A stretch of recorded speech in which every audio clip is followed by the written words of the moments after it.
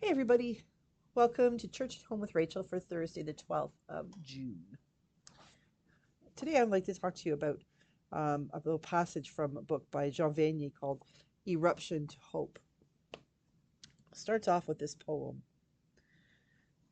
He said this poem reminds us how much we need the look of a friend who says, I love you very much. I believe you have an important place in the universe, and most especially for me in my heart.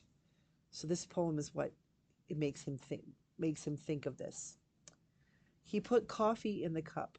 He put cream in the cup of coffee. He put sugar in the coffee cup with the little spoon.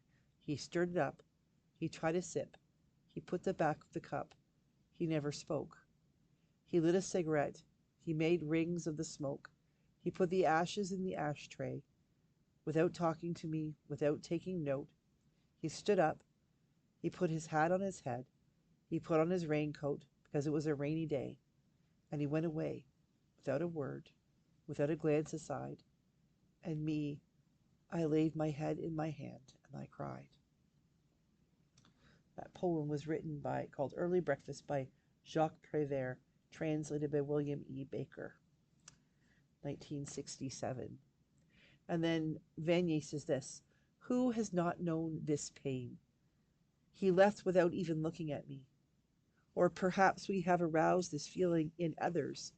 We did not look at them as we should have, with the love that they deserved, and they cried. Oh, perhaps the tears were invisible tears of silence and non life, or perhaps tears of aggression and violence. These aspirations of the human being towards life, light, and love are intermingled.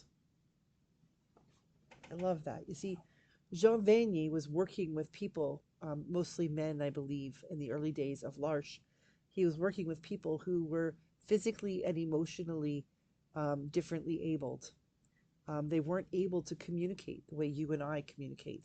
They certainly wouldn't be able to have a conversation like this on the phone or YouTube or something.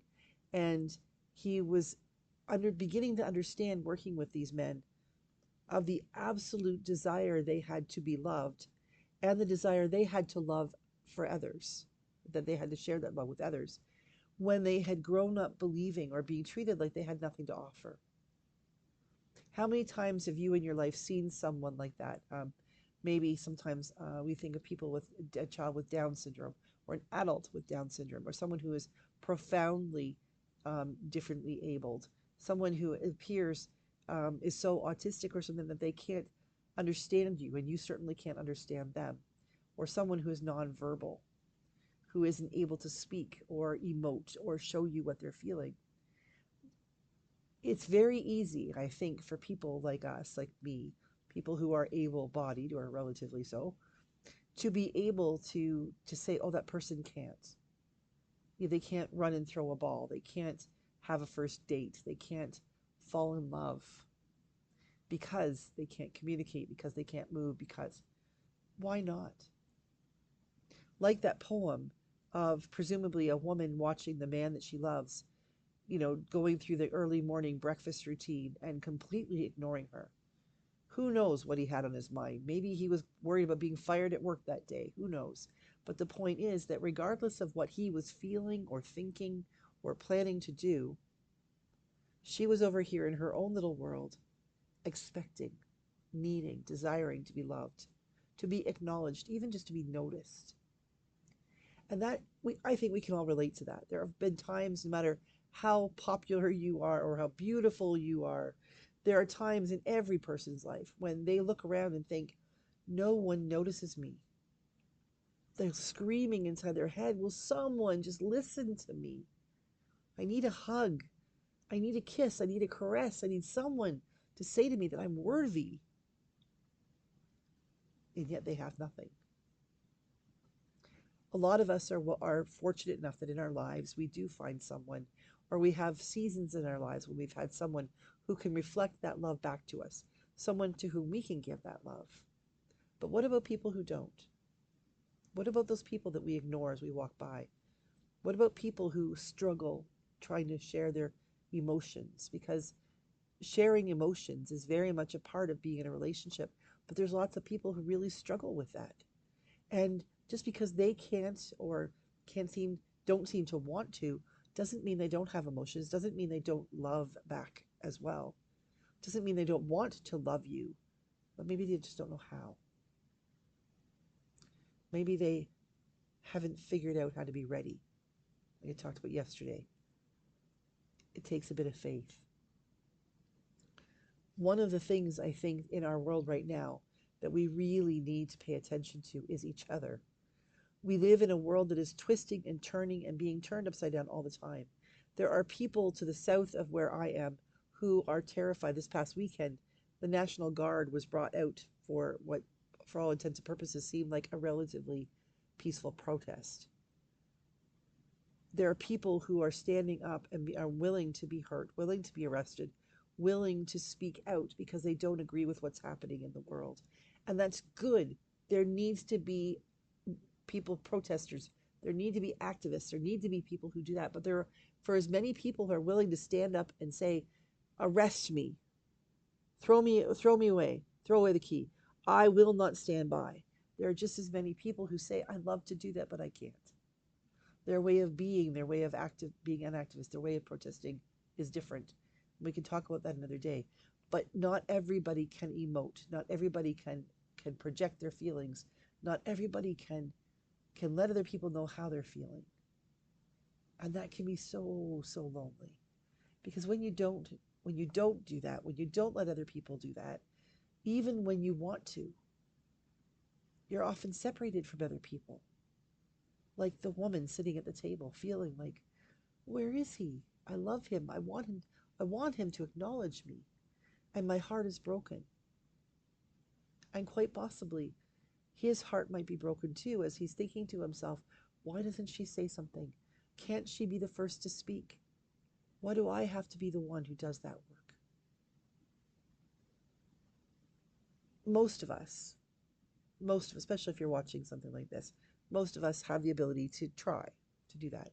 But there are people in our worlds, and I think there's becoming more and more people, because the way the world is going around us, that are being shut in. They are being pushed down upon. They're losing their faith and their ability to speak up and say, I love you, or will you tell me you love me? We need those of us who still have a voice, those of us who still feel like we can screw our courage to the sticking place, Lady Macbeth, and go ahead and just do it. We need to be aware of the people around us who have become silent, so that we can do one of two things. We can listen to them and listen to their wisdom, see what it is they're seeing, listen to what they're hearing, allow them to teach us the things that we're so busy talking that we don't notice.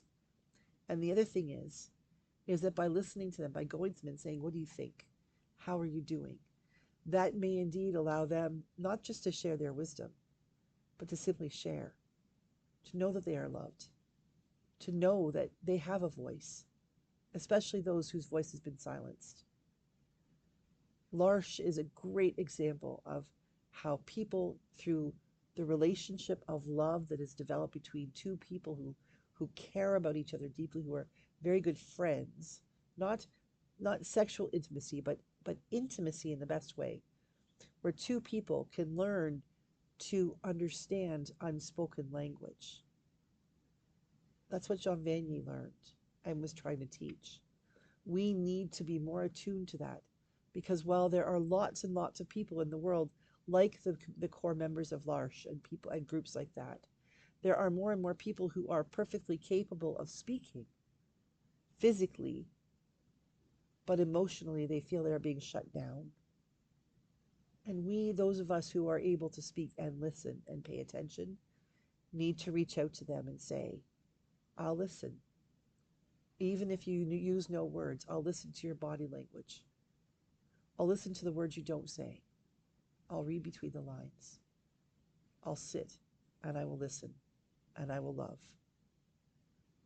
And then maybe we'll have a chance that the early breakfasts that we share won't be so painful, and that the world around us won't be so painful, because we will learn empathy. We will learn to listen in new ways, and we will learn to celebrate the gifts that people have that they silently offer. Have a great day, everybody. God bless you, and I will see you again tomorrow for Feel Good Friday. Have a good day.